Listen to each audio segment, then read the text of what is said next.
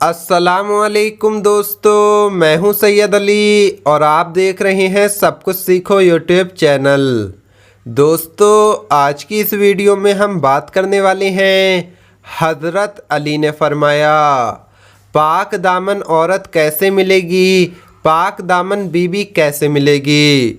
साथ ही साथ दोस्तों हम आपको बताएंगे मछली के बारे में कि मछली पानी से बाहर क्यों नहीं आ सकती, पानी से बाहर आकर क्यों मर जाती है और मछली के मुंह में ज़बान क्यों नहीं होती। साथ ही साथ दोस्तों हम आपको बताएंगे हज़रत अली ने फरमाया 9 कामों को करने से अचानक से मुसीबतें और परेशानियां आती हैं। सब कुछ बताने वाले हैं, बस आप इस वीडियो को आखिर तक देखते रहिए। वीडियो शुरू करने से पहले अगर आप हमारे YouTube चैनल पर नए आए हैं तो चैनल को सब्सक्राइब करके बेल आइकन ज़रूर दबा दें। तो चलिए वीडियो शुरू करते हैं। एक मर्तबा एक शख्स हज़रत अली के पास आकर कहने लगा, या अली, मैं चाहता हूँ कि अल्लाह मुझे पाक दामन औरत नसीब करे, तो इसके लिए मुझे क्या करना चाहिए? मैं ऐसा क्या करूँ जिससे मुझे पाक दामन औरत मिले? तो जैसे ही ये पूछा गया तो हज़रत मौला अली ने फरमाया, ऐ शख्स, मैंने अल्लाह के रसूल हुजूर पाक सल्लल्लाहु ताला अलैहि वसल्लम से सुना कि जो इंसान अपने दामन को पाक रखता है, किसी नामहरम की तरफ गंदी निगाह उठाकर नहीं देखता, तो अल्लाह उसकी औरत को पाक दामन बना देता है। याद रखना, ज़िंदगी में सुकून और इत्मीनान 2 रिश्तों से आता है, एक पाक दामन बीवी और दूसरा नेक सालेह और फर्माबरदार औलाद। अगर तुम ये चाहते हो कि अल्लाह तुम्हारी औरतों को पाक दामन रखे तो अपने आप को दूसरों की औरतों से दूर रखो, अल्लाह तुम्हारी औरतों को पाक दामन बना देगा। और अगर तुम ये चाहते हो कि अल्लाह तुम्हारी औलाद को नेक, फर्माबरदार और सालेह बना दे तो तुम अपने वालिदैन के साथ हुस्ने सलूक करो, अल्लाह तुम्हारी औलाद को तुम्हारे लिए नेक और सालेह बना देगा।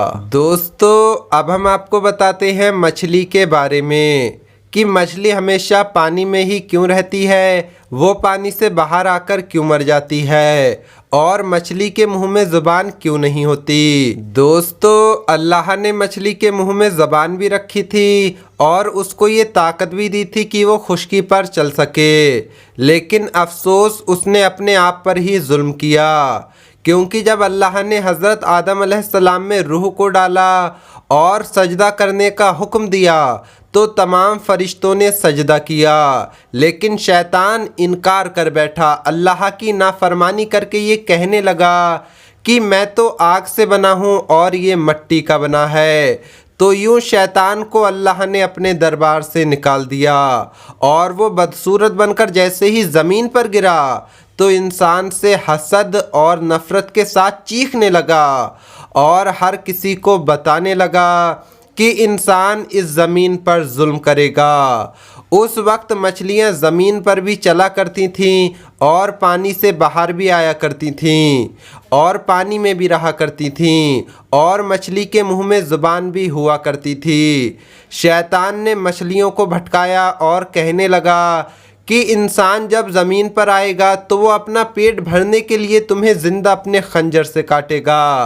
मछली ने जब ये सुना तो समंदर की हर एक आवी मखलूक़ात को इंसान के ख़िलाफ़ करने लगीं। तो यूँ अल्लाह ने मछली के मुंह में से ज़ुबान को गायब करके उसके मुंह में वबाल पैदा कर दिया और उसकी हद पानी तक महदूद कर दी।